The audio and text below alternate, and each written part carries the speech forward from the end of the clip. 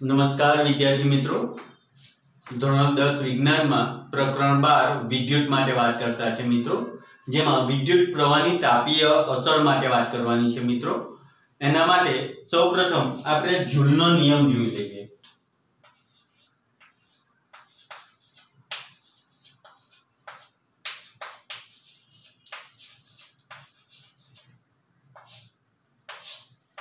ત્યાર પછી આપણે તાપીય અસરો માટે વાત કરીશું। મિત્રો, આપણે વાત કરી ગયા વિદ્યુત પ્રવાહ એટલે કે વાહકના આડછેદમાંથી એકમ સમયમાં પસાર થતો વિદ્યુત ભારનો જથ્થો। તો એટલે કે આ વિદ્યુત ભારને વહન કરાવવા માટે આપણે ઊર્જા આપવી પડે, જેને આપણે વિદ્યુત સ્થિતિમાનના તફાવતમાં જોઈ ગયા કે એકમ ધન વિદ્યુત ભારને એક બિંદુથી બીજા બિંદુ સુધી લઈ જવા માટે કરવું પડતું કાર્ય એટલે કે V બરાબર W ના છેદમાં Q। એટલે અહીંયા આગળ એને ઊર્જા આપણે બેટરી માટે વાત કરીએ એટલે કે વિદ્યુત રાસાયણિક કોષ હોય છે, એમાં સતત રાસાયણિક પ્રક્રિયા થઈ એને વાહક તારમાં ઊર્જા ઉત્પન્ન કરવામાં આવે છે એટલે કે વિદ્યુત સ્થિતિમાનનો તફાવત ઉત્પન્ન થાય છે અને તેને કારણે ઇલેક્ટ્રોનનું વહન થાય છે, વિદ્યુત ભારનું વહન થાય છે અને જે તે ઉપકરણ અથવા તો જે તે અવરોધ એ કાર્યરત બને છે। સાથે સાથે આપણે વાત કરીએ તો સતત એમાં રાસાયણિક ઊર્જામાંથી એને ઊર્જા પ્રાપ્ત થાય છે અને સતત કાર્ય કરે છે ઇલેક્ટ્રોનને વિદ્યુત ભારને ગતિ કરાવવા માટે। મિત્રો, તો આ જે ગતિ કરાવવા માટે આપણે જે વિદ્યુત પરિપથની રચના કરીએ છીએ તેમાં આપણે જો વાત કરીએ કે એમાં અવરોધ એટલે કે જે વિદ્યુત ઉપકરણ છે તેને અવરોધને આ તરીકે દર્શાવીએ।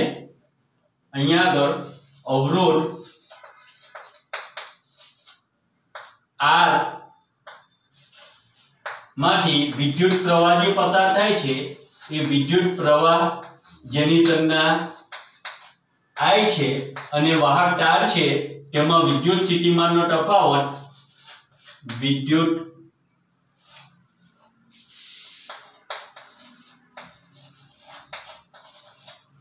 સ્થિતિમાનનો તફાવત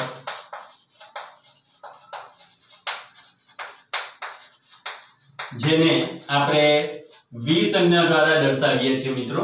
અને જે વહન કરાવવામાં આવે છે એ વિદ્યુત ભાર એટલે કે વિદ્યુત ભારને વહન કરાવવામાં આવે છે।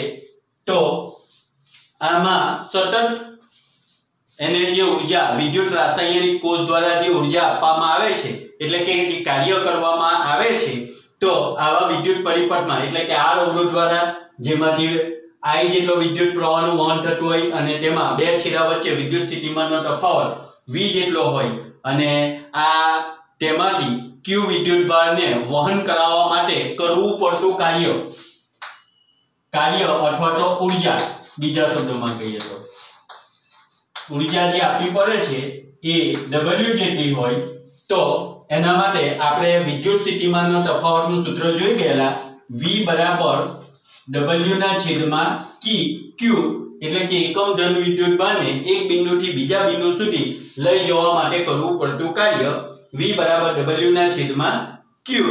અને આ કરવું પડતું કાર્યને આપણે સૂત્ર એટલે કે જે ઊર્જા મળે છે તેને આપણે સૂત્રનો કરતા બનાવીએ તો એના ઉપરથી આપણને સૂત્ર મળશે W બરાબર V into Q। ઓકે, ચાલો એ જ રીતે આમાં આપણે વાત કરીએ તો જે Q છે તો વિદ્યુત પ્રવાહ માટે આપણે સૂત્ર જોઈ ગયેલા I બરાબર Q ના છેદમાં T અને એના ઉપરથી Q ને સૂત્રનો કરતા બનાવીએ તો Q બરાબર I ગુણ્યા T આવું મળી શકે છે। તો આ Q ની કિંમત આપણે અહીંયા આગળ મૂકીએ તો અહીંયા આગળ લખી શકીએ કે W બરાબર V into I T। Okay, અને આના ઉપરથી આમાં ઓહમના નિયમ માટે જો વાત કરીએ તો ઓહમના નિયમમાં આપણે જોઈ ગયેલા કે V બરાબર IR। તો આ ઉપરના સમીકરણમાં કિંમત મૂકતા આપણને જે સમીકરણ મળે છે તે આ રીતનું મળી શકે કે W બરાબર V ની જગ્યાએ હવે શું લેવાનું છે IR, એટલે I ગુણ્યા R ગુણ્યા IP, અને એના ઉપરથી આપણું સૂત્ર બનશે W બરાબર I² into IT. I ગુણ્યા I એટલે I² RT, જેને જૂલનો નિયમ કહેવાય છે, જેને H એટલે આ જે ઊર્જા આપણે વાપરીએ છીએ તેને H તરીકે ઓળખાવીએ તો I² RT અથવા કરવું પડતું કાર્ય, જેને આપણે જૂલનો નિયમ તરીકે ઓળખાવી શકીએ છીએ. એટલે જૂલના નિયમમાં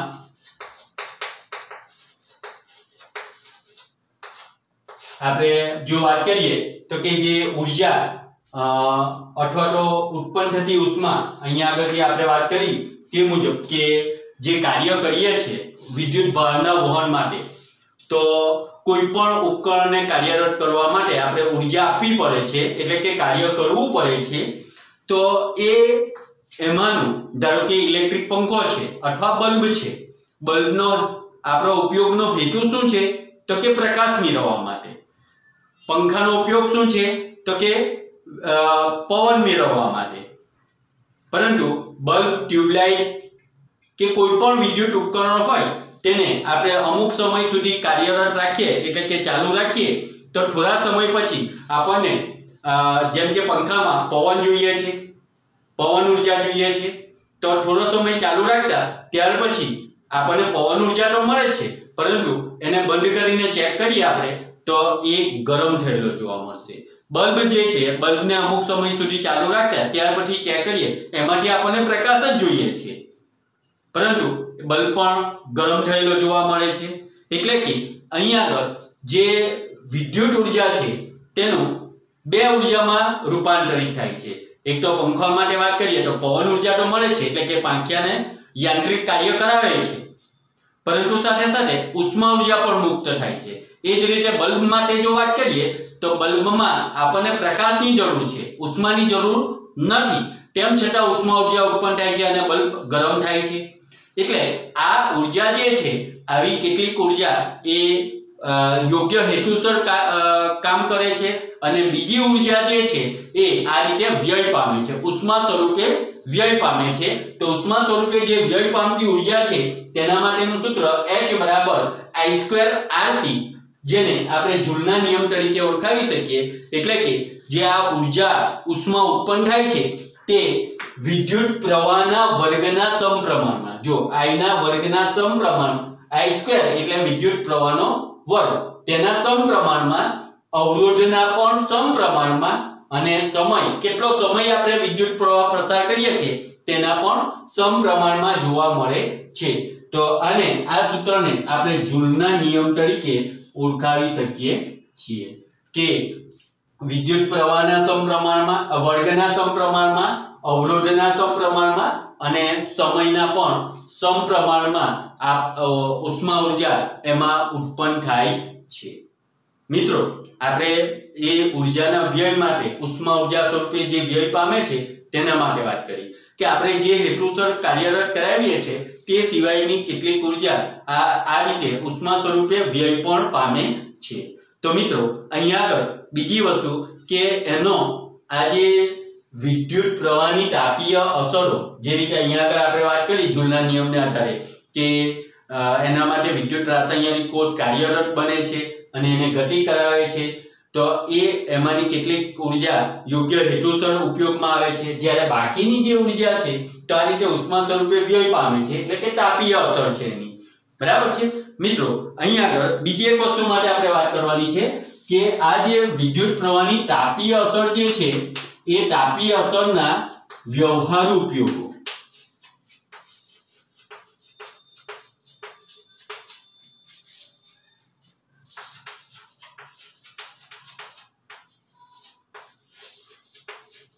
તેના માટે વાત કરીએ. વ્યય પામે છે તેના માટે વાત થઈ ગઈ કે મોટાભાગના આ જ રીતે બધા વિદ્યુતીય ઉપકરણો હોય તો આ રીતે વિદ્યુત ઊર્જા વ્યય પામે છે. પરંતુ કેટલાક ઉપકરણોમાં આ જે તાપીય અસર છે, એટલે કે જે ઉષ્મા ઊર્જા ઉત્પન્ન થાય છે તેનો યોગ્ય હેતુસર ઉપયોગ પણ કરવામાં આવે છે। જેમ કે આપણે વાત કરીએ તો ઘણા બધા સાધનો, જેમ કે વિદ્યુત ઇસ્ત્રી, ત્યાર પછી આપણે વાત કરીએ તો ઓવન, ટોસ્ટર, વિદ્યુત હીટર, તો આવા ઘણા બધા સાધનોમાં એનો ઉપયોગ આપણે વિદ્યુત ઉર્જાનો ઉષ્મા ઉર્જામાં જે રૂપાંતરિત થાય છે તેનો યોગ્ય હેતુસર ઉપયોગ પણ કરી શકીએ છીએ। વિદ્યુત ઇસ્ત્રી કપડા આયર્ન કરવા માટે આપણે એનો ઉપયોગ કરીએ છીએ। એ જ રીતે ઓવન છે, ટોસ્ટર છે, ઇલેક્ટ્રિક હીટર છે, વિદ્યુત હીટર છે, તો આ બધા સાધનોમાં આપણે એનો ઉપયોગ એ ઉષ્મા ઉર્જા જે ઉત્પન્ન થાય છે તેનો યોગ્ય હેતુસર ઉપયોગ કરવામાં આવે છે। મિત્રો સાથે સાથે વાત કરીએ તો ફ્યુઝ, આપણે પરિપથમાં શ્રેણી જોડાણ જે કરેલું હોય એ ફ્યુઝની રચનામાં પણ આ તાપીય અસરનો જ ઉપયોગ કરવામાં આવે છે। એમાં જે ફ્યુઝની રચના જે છે તે કંઈક આ પ્રકારે હોય છે। આવું અવાહક પોર્સેલિનનો બનેલો હોય, જેના ઉપર ધાતુની બે પ્લેટો લગાવેલી હોય અને આ બે પ્લેટોનું જે જોડાણ છે એ એવા વાહક તારથી કરવામાં આવે છે કે જેનું ગલનબિંદુ નીચું હોય।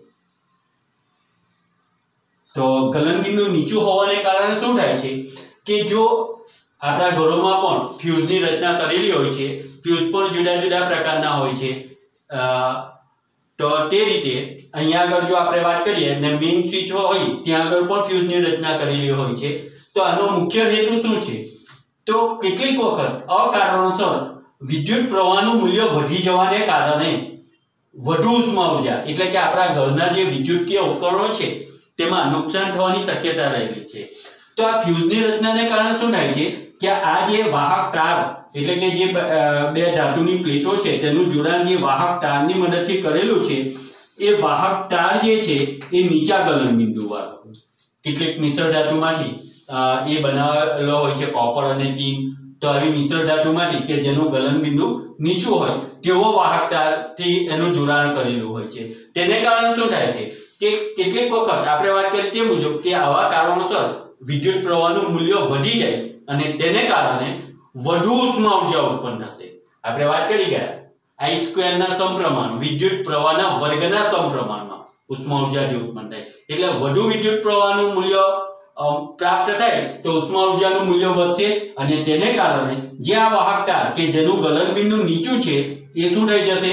પીગળી જશે અને પીગળવાથી અહીંયા આગળથી પરિપથ તૂટી જશે અને પરિપથ તૂટી જાય એટલે આગળના ઉપકરણમાં એટલે કે ત્યાં આગળથી આગળ વિદ્યુત પ્રવાહનું વહન થઈ શકતું નથી અને તેને કારણે આપણે ઘરના ઉપકરણો જે છે તે નુકસાન થતા બચાવી શકીએ છીએ। એટલે મિત્રો આ દરેક જગ્યાએ આપણા ઘરોમાં પણ આવા ફ્યુઝની રચના કરવી જોઈએ કે જેને કારણે આવું અકારણ નુકસાન થતું આપણે અટકાવી શકીએ છીએ। તો મિત્રો આ વાત થઈ આપણી વિદ્યુત પ્રવાહની તાપીય અસર કે જેમાં જૂલનો નિયમ, આ તાપીય અસરને કારણે આપણને નુકસાન પણ થઈ રહ્યું છે કારણ કે આપણને જોઈએ બલ્બ જે છે તો પ્રકાશ મેળવવા જોઈએ પરંતુ તેની સાથે સાથે ઉષ્મા ઉર્જા સ્વરૂપે પણ કેટલીક ઉર્જાનો વ્યય થાય છે અને તેના તાપીય અસરનો વ્યવહારુ ઉપયોગ માટે પણ આપણે મિત્રો વાત કરી છે। થેન્ક યુ મિત્રો।